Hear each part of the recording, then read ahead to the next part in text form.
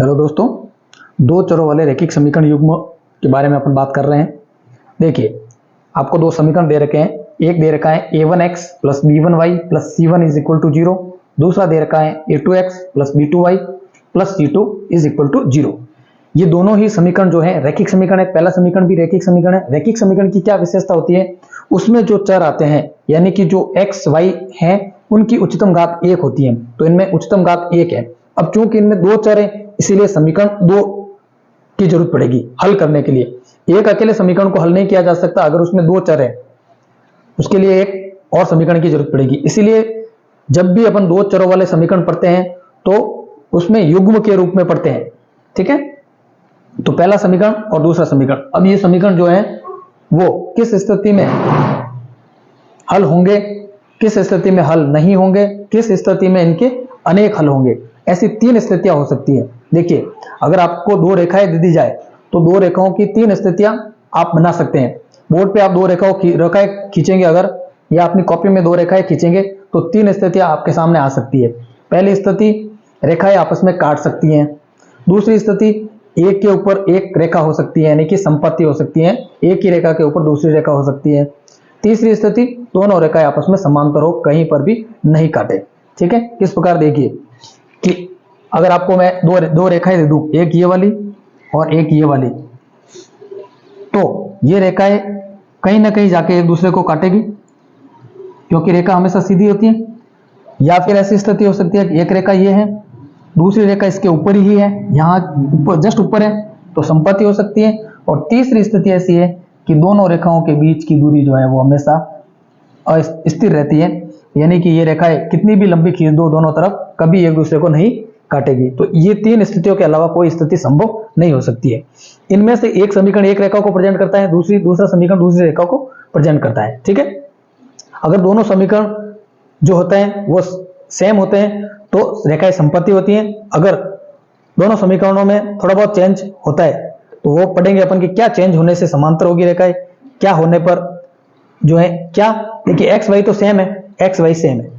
अब चेंज किस में हो सकता है? एक्स के गुणांक, वाई के गुणांक और अचर पद में। एक्स का गुणांक, वाई का गुणांक और अचर पद, तो इनमें इनकी आपस में तुलना करेंगे। एक्स के गुणांकों की तुलना, वाई के गुणांकों की तुलना और अचर पदों की, इनकी आपस में तुलना करेंगे, इस समीकरण के अचरों की और इस समीकरण के अचरों की।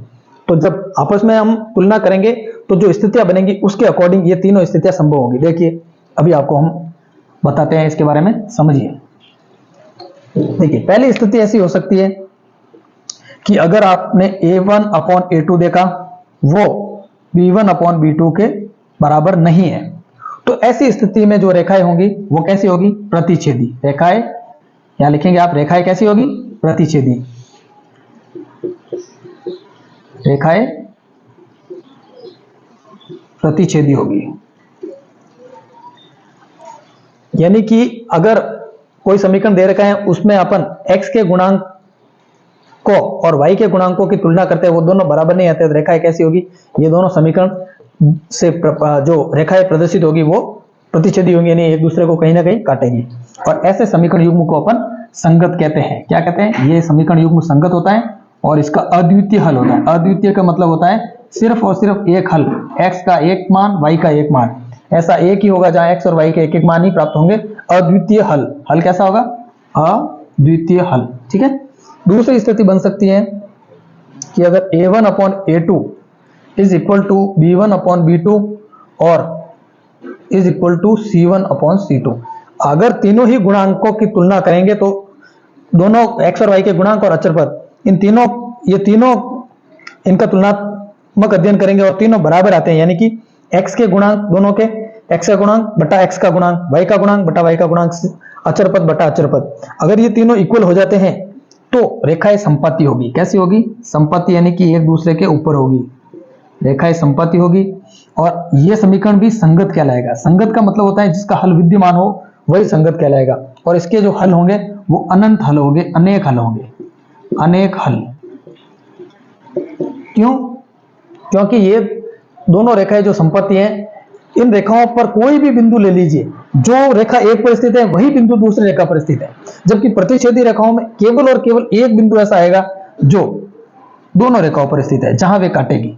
यानी कि ये एक ही बिंदु ऐसा है जो इस रेखा पर भी स्थित है और इस रेखा पर भी स्थित है। इसीलिए तो लिखा कि अद्वितीय हल, यहां पर यही अद्वितीय हल है। जबकि संगत, जब संपत्ति रेखाओं में क्या होगा कि ये एक रेखा है, इसके ऊपर ही एक दूसरी रेखा है, यानी कि दोनों ही रेखा एक भी इसके ऊपर, दो उसके ऊपर ही है। तो अगर मैं कह दूं ये बिंदु रेखा एक पर स्थित है तो ये दो पर भी स्थित है, ये रेखा एक पर है तो ये दो पर भी है, ये दो पर भी है तो एक पर भी है, यानी कि प्रत्येक बिंदु जो रेखा एक पर स्थित है वही रेखा दो पर स्थित है। इसीलिए लिख रहे हैं कि अनेक हल है। ठीक है। और तीसरी स्थिति बनती है कि अगर a1 अपॉन a2 और b1 अपॉन b2 ये तो बराबर है, लेकिन c1 upon c2 not equal to हो जाए इनके, तो कैसी होगी रेखाएं? समांतर होगी। कैसी होगी? समांतर। और समांतर रेखाएं क्या होती है? कभी एक दूसरे को नहीं काटती है। जब एक दूसरे को कभी नहीं काटेगी, जब एक दूसरे से कभी नहीं मिलेगी, तो उसका हल ही विद्यमान नहीं होगा। मैंने क्या कहा? जब काटेगी तो ही हल होगा, एक दूसरे से मिलेगी, जहां जिस बिंदु पर मिलेगी वही उसका हल होगा। जब मिलेगी नहीं तो कोई हल नहीं होगा, और समीकरण युग्म कैसा हो जाएगा? असंगत। यानी कि असंगत क्यों? क्योंकि इससे हल नहीं किया जा सकता।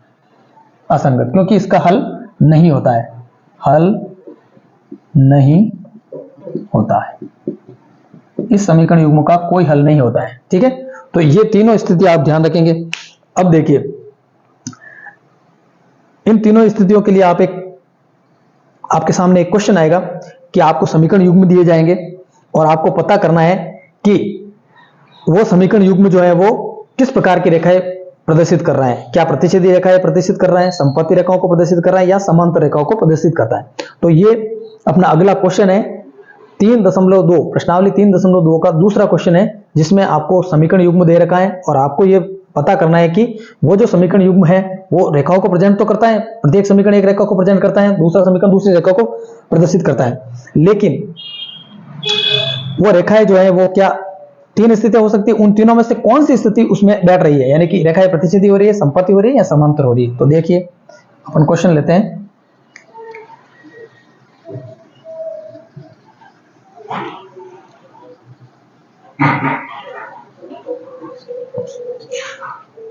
देखिए प्रश्नावली 3.1 क्वेश्चन नंबर है 2। ठीक है। अब 2 में आपको पहला प्रश्न दे रखा है। क्या दे रखा है आपको? पहला प्रश्न दे रखा है 5x प्लस 4y प्लस 8। पहला समीकरण है 5x प्लस 4y प्लस 8 बराबर 0। ठीक है। और दूसरा समीकरण दे रखा है आपको 7x plus 6y minus 9।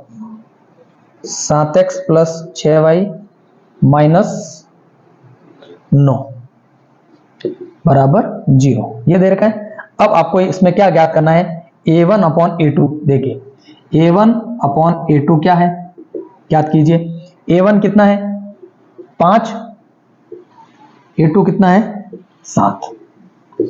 a1 a2 आ गया। अब इसी प्रकार आप ज्ञात करेंगे b1 बट्टा b2। देखिए b1 कितना है? 4, b2 कितना है? 6। ये आपस में कट सकते हैं तो काटना है, 2 से कट सकता है, 2 3, तो कितना आ गया? b1 अपॉन b2 2 बट्टा 3।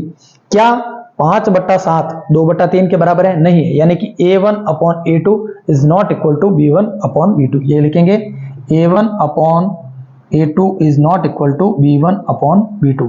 देखिए ऐसी स्थिति बन जाए तो आप तीसरी स्थिति देखने की जरूरत नहीं। अगर ये इक्वल हो जाए तो तीसरी स्थिति देखनी है। अगर a1 upon a2 is not equal to b1 upon b2 हो जाए तो सीधी सी बात है, रेखाएं कैसी होगी? अतः रेखाएं कैसी होगी? प्रतिच्छेदी। रेखाएं प्रतिच्छेदी होगी।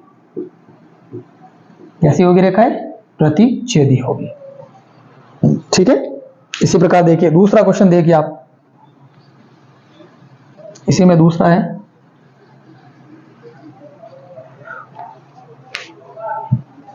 दूसरा क्वेश्चन है 9x प्लस 3y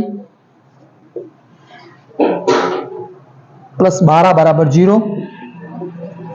और दूसरा समीकरण दे रखा है आपको 18x plus 6y plus 24। 18x plus 6y plus 24 बराबर 0।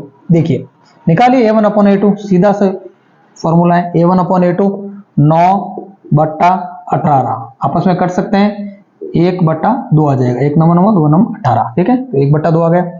इसी प्रकार अगर आप b1/b2 निकालेंगे, क्या ज्ञात करेंगे, b1/b2, तो क्या आ जाएगा, b1 कितना है 3, b2 कितना है 6, आपस में काटेंगे, कट सकते हैं, 1 3 3 2 3 6, 1/2, a1/a2 का मान 1/2, b1/b2 का मान 1/2, यानी कि इक्वल हो गए। तो तीसरी स्थिति देखनी पड़ेगी, इक्वल हो गए तो c1/c2 देखना पड़ेगा, तो 12/24, 12/24, तो 12 का 12 12 2 1/, यानी कि a1/a2 भी 1/2, b1/b2 भी 1/2, c1/c2 भी 1/2। तो कौन सी स्थिति बन गई, a1/a2 is equal to b1/b2 is equal to c1/c2। और जब तीनों इक्वल हो जाए तो रेखाएं कैसी होगी, संपत्ति होगी, कैसी होगी, अतः रेखाएं कैसी होगी, अतः रेखाएं संपत्ति होगी, कैसे होगी, संपत्ति, ठीक है। देखिए नेक्स्ट, देखिए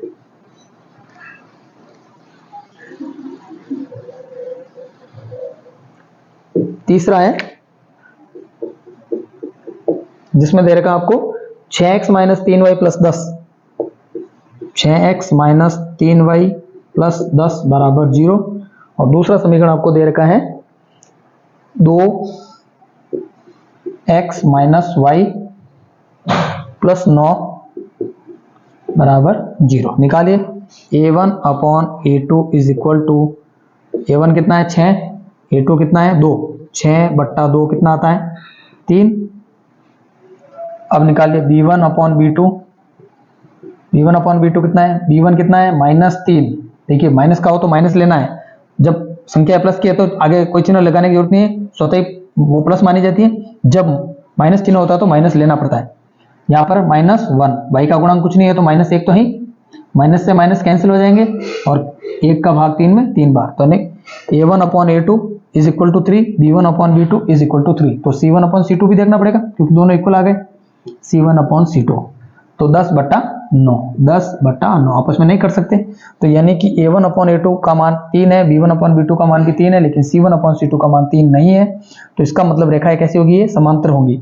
तो कैसे होगी, a1/a2 is equal to b1/b2 but not equal to c1/c2, अतः रेखाएं कैसी होगी, अतः रेखाएं समांतर होंगी, कैसी होगी, समांतर होगी, ठीक है।